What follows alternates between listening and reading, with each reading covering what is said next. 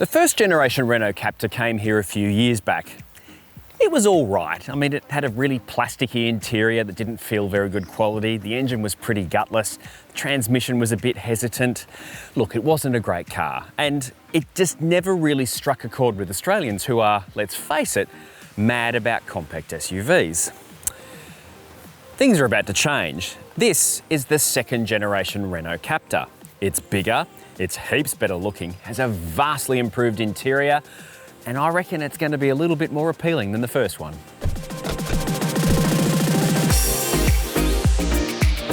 We're going to break this video up into 8 separate sections so you can jump around to the bits you want to hear about most. Want to hear about warranty and servicing? Jump to that. Want to skip the bit where I talk about the design because you don't care what I think? Absolutely fine. We're here to help.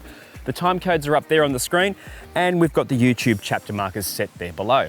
If you like this video, please make sure you subscribe, hit like, leave a comment, and make sure you hit the bell button so that when we put out a new video, you hear about it straight away.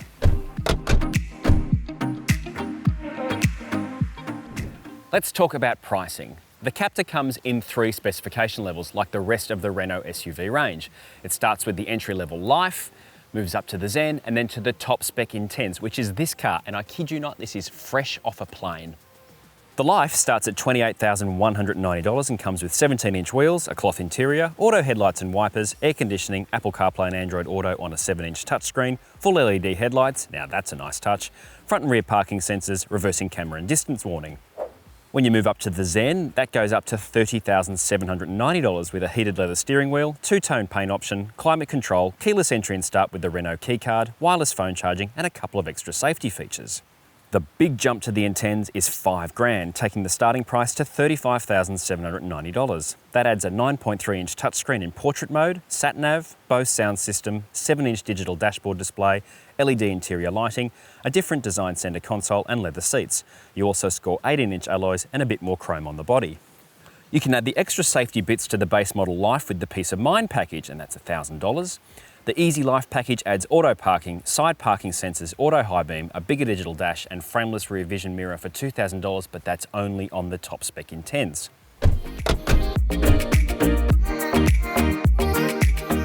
The second generation Captur looks pretty similar in profile to the old one, but that's where the similarities end. It runs on a whole new platform called CMB-F, which it shares with the Clio, which we don't get here, but that's all right, doesn't really matter. You come around the front, you see this bold new front end. It's got a big Renault badge, which they're gonna have to change soon because they've just changed their logo to make them more electric-y.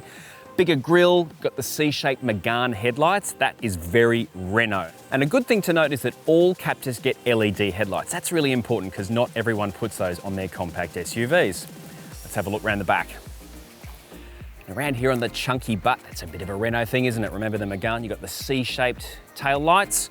They kind of echo the front. It's a very designery thing to make you know it's a Renault night or day, whichever direction you're looking at it.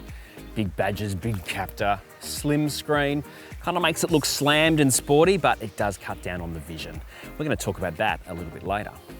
If you're a fan of lots of colour choices, Renault has you covered with 15 colour combinations on the Life and Zen and 16 on the Intense. You can choose a single body colour, add optional metallic or 2-tone combos. The Intense also has an exclusive black body and orange roof. Paint options are not cheap, but they're not wildly expensive either. Next up, we dive into the belly of the beast. Or less dramatically, we're going to have a look at the inside.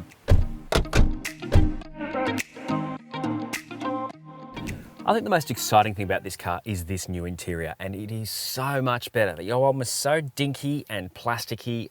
It held together, but it just wasn't a great interior. This is much nicer. Bear in mind, this is the Intense, which means it has extra bits like the leather seats and leather on the steering wheel, that kind of thing. I think the Zen has that as well.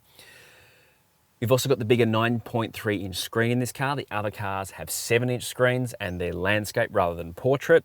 This is a really nice screen. It's quite snappy, and I'm assuming that the 7-inch is the same. Climate control, the base model just has normal air conditioning, but it's just a really thoughtful interior. It's unusually thoughtful for a French interior. There's a space for the key card, which you get in the Zen and the Intense. There's 2 cup holders here, which actually work as cup holders. French cars don't always do the job. You've also got a bottle holder here in each door, and each door has that. I really like this double deck thing that they're going on here. You've got phone charging under here, wireless. It's really cool because it actually fits the big phones. The only problem is that if you do want to use Apple CarPlay or Android Auto, you need to use one of the 2 USB ports in here. Look, it's really comfortable. These seats are great. You can get the cloth seats in the other cars. It's really, it's like a completely different car in here, which is fantastic because I think that was what was one of the reasons the old car didn't do so well, is the interior was just did not have a quality feel. Back here, it's bigger. That's a good thing. The other one was really small. This car is 11 centimeters longer, riding on that new platform, which means a bit of space has been liberated back here. I'm sitting behind my driving position. I'm 180 centimeters tall and I've got plenty of room. I've got, a good 10 centimeters of knee room clearance. I've got plenty of space to get my feet under there. That's an underrated thing, foot room, because if you can't get your feet under the seat, it actually feels like it's a lot tighter. Air vents, good. No armrest, bad. Why is there no armrest? That's really grim. Got a map pocket here for those things that nobody uses. It's a comfortable seat, actually. I quite like it. It kind of holds you in. You don't want to be too wide, and of course the middle seat is going to be a bit of a stretch for anyone other than a child. And you can do this, which just really makes the boot bigger and makes you more uncomfortable. But you can do it. It's quite nifty. It's a very Volkswagen thing to do, actually. So much better for rear seat dwellers. Probably a little bit darker than the old car, but I'd be happy back here for a while. The boot is way bigger than before. What you see here is 422 litres. That's pretty big to start with. If you lift this clever false floor and then push the seats all the way forward, you have 536 litres. That's getting into like wagon territory. And then if you fold the seats down, you have 1,275 litres. Sounds pretty spacious. The Captur comes with a fairly average for its class range of safety equipment, but annoyingly, the base model doesn't have everything. You do get 6 airbags, ABS, stability and traction controls, forward AEB with pedestrian and cyclist detection, reversing camera, rear parking sensors, forward collision warning, lane departure warning, and lane keep assist.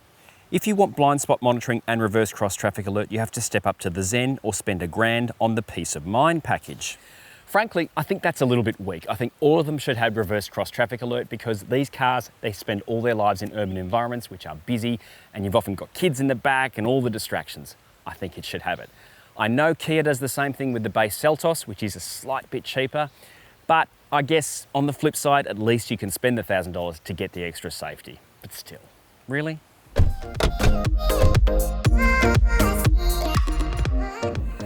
Under the bonnet here is what looks like a time machine with all these hoses and pipes and things, but thankfully it's just a 1.3 litre turbo 4-cylinder. Now it's more powerful than before. It's got 113 kilowatts, which is 3 kilowatts more, and it's got 270 newton meters, which is 20 more than before. It also has an extra gear in the twin clutch gearbox, taking the total to 7. Now, if you're after extra nerd points, this is the same engine you can find in a Mercedes A-Class.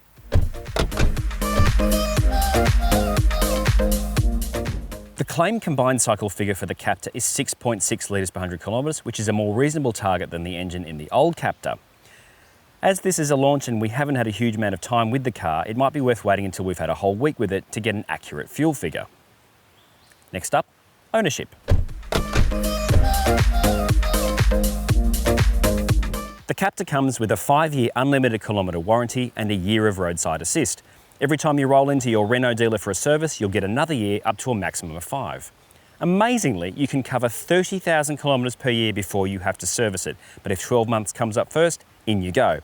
Services 1, 2, 3 and 5 cost $399, while the 4th one costs a whopping $789, pushing the 5-year average up to a whisker under $600. That's not cheap unless you do really big miles, in which case you're well ahead of some turbo engine competitors. Be sure to hit that pop-out at the top of the screen to read my full detailed review for all the details on servicing costs and stuff like that. Now it's time to show you how it drives.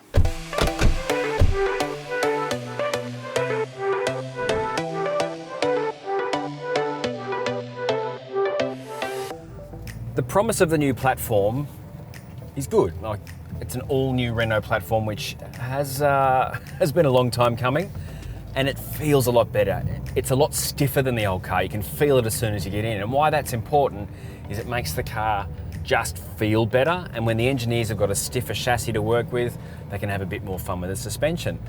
This is a genuinely kind of sporty feeling car, which is a very Renault kind of vibe. Even the old 1 litre 3-cylinder Clio was enormous fun because it had a fun chassis. There's really good tyres on these cars. The steering is light, but it's quite, it's direct. So when you're turning the corners, it feels really good and everything just stays flat. The ride is a touch firm, but it's no firmer than most other European compact SUVs. So it feels really nice. The transmission, look, it could be better. It shifts positively and happily once you're up and running, but there's a bit of hesitation as you're moving off the lights, and that could be the engine spinning up or the transmission itself, because it is a twin clutch. When you press the little flower button, which for some reason is the sport button, things do improve a bit. And because it hasn't got, you know, adaptive damping or anything, it doesn't make the suspension unbearably hard. And it is fun to drive. Like, I've really enjoyed driving this around. I haven't had a lot of time in it, but it's been really fun and easy to drive. And once you work out the transmission and the turbo lag, and it's not a lot of turbo lag, I'm not trying to kind of paint it into some kind of lag monster. Once you work that out, it's pretty good to drive. And that's, again, a big step up on the old car, because the old car, well, it was slow, which was a real problem for me because it was getting on to unbearably slow. Even, you know, people who don't care about cars thought that car was slow. This car's much better. It's much more responsive. It's got really good torque, so it kind of bumbles along the freeway at low revs. It's really quiet. It's a little bit kind of buzzy at low revs, but once you get moving, that all goes away. It's really good. I really like this car.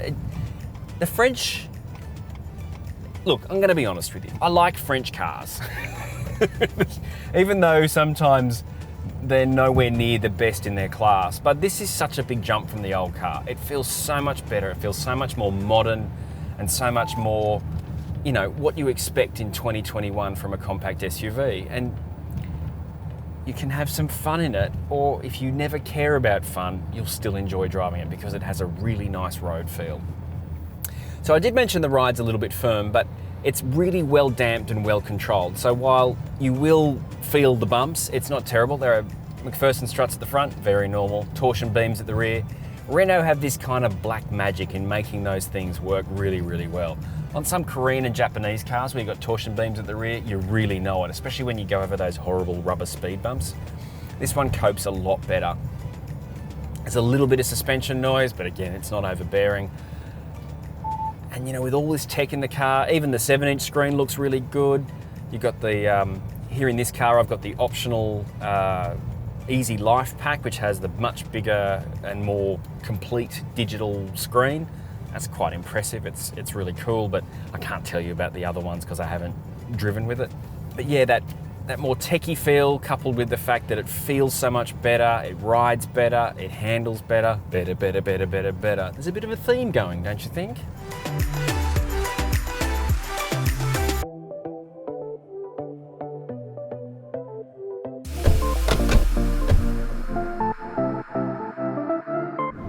The second generation Renault Captur is a big jump on the old car. It's bigger, it's better looking, it's got a much better interior, and it's much nicer to drive. It's also more expensive, and really it should have reverse cross traffic alert on every model. I can't stress that enough. I'm not just singling out Renault here. Having said that, at least you can spec it, but then why would you bother with the Life when you can just get the Zen, which is another $1,600 more? And I reckon that's the pick of the range looking through the spec sheet. We'll know more when more cars arrive and we get to drive the whole range, but from what I've seen so far, this new Captur is a whole new car.